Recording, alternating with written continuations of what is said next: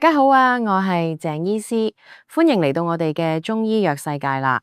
我哋呢個頻道就會介紹唔同嘅中藥功效、藥膳、食療及副作用等等。訂閱咗我哋咧，就可以最快知道所有中藥嘅功效啦。大家好，你係咪成日手腳冰凍，怕冷胃風，吹陣風就周身酸痛？特別係女仔經期容易，宮寒腹痛，小腹冰涼，經血有血塊，氣息長期暗沉。仲有好多人體內濕氣重，成日身體困重，瞓覺唔踏實，晨起頭暈乏力。人人都知艾草係養生純陽草，可以驅寒去濕，但90%嘅人都用錯，以為艾灸、泡腳、飲艾草茶效果一樣。其實三者功效針對症狀完全唔同。亂用不單止冇效果，仲會越灸越燥，越泡越虛，飲茶上火失眠。今日一次性徹底拆解艾草4大正確用法，分清楚艾灸、泡腳、內服嘅適用人群，教大家居家零難度養生方法。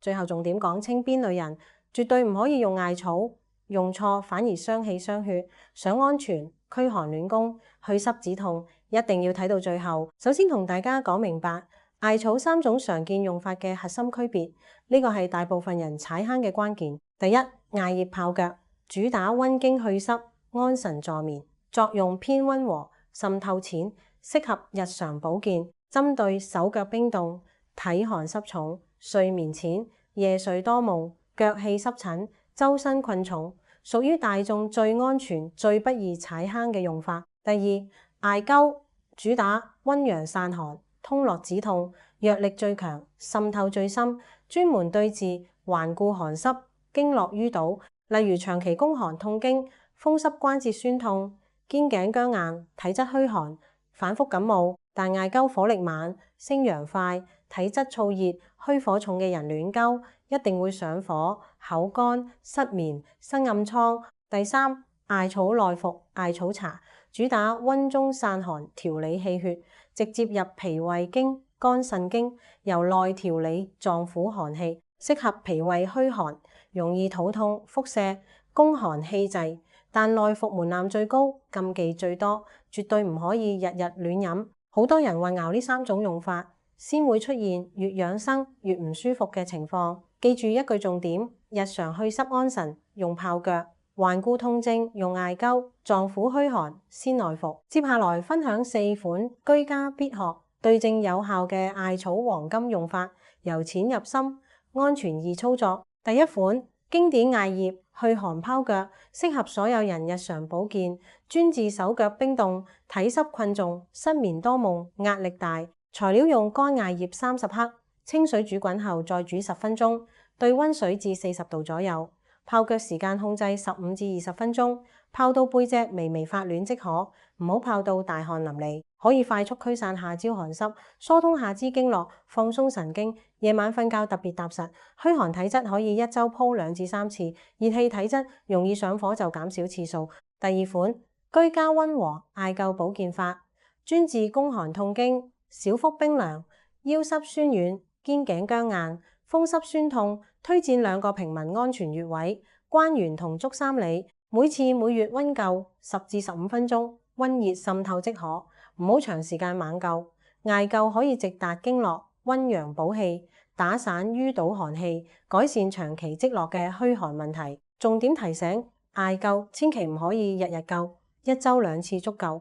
過度艾灸會耗傷陰液，誘發虛火。第三款，艾草健脾暖胃茶，適合脾胃虛寒、空腹肚痛、食生冷容易腹瀉、胃部冰涼不適。材料用嫩艾葉3至5克，滾水焗15分鐘即可飲用。艾草茶可以溫中散寒、健脾止痛，對長期食凍嘢、脾胃受損嘅人非常適合。但內服一定要少量間斷飲，每次份量唔可以過多，避免刺激腸胃，影響睡眠。第四款，艾葉薑棗暖宮去濕水，專門針對女性宮寒體質、經期腹痛、經血有塊、手腳常年冰冷。材料艾葉10克、生薑3片、紅棗3粒去核。所有材料煮20分鐘，溫熱飲用，溫經散寒，補氣暖宮，疏通氣血。經期前1週飲用，可以有效舒緩痛經，改善宮寒不適。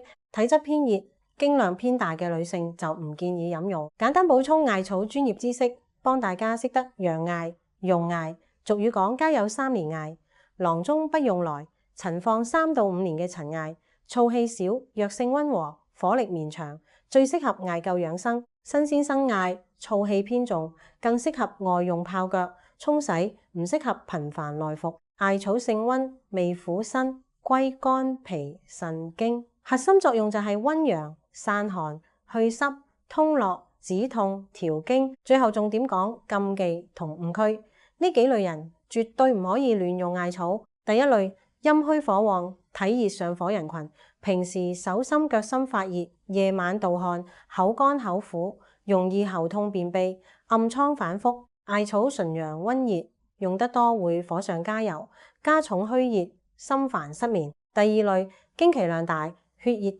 質女性，艾草活血通經，會導致經血更多，經期延長，氣血耗損嚴重，呢段時間必須停用。第三類，孕婦，艾草有活血、興奮、子宮作用，孕期無醫師指導，禁止艾灸、腹部同內服艾草，避免風險。第四類，皮膚敏感、對蒿草過敏人士，外用容易紅腫發癢出疹，一定要完全備用。第五類，高血壓、頭脹、頭痛人群，艾灸升陽上行，隨意灸頭面、大椎穴位，容易誘發頭暈不適，必須謹慎。第六類，小朋友嬰兒皮膚嬌嫩、陽氣充足，唔好隨意頻繁艾灸泡腳，反而會擾亂自身陽氣。仲有一個超多人踩嘅大坑，艾草唔可以日日高頻使用，無論泡腳、艾灸、飲茶，過度使用會耗傷陰氣，令人體質變燥，容易心慌煩躁。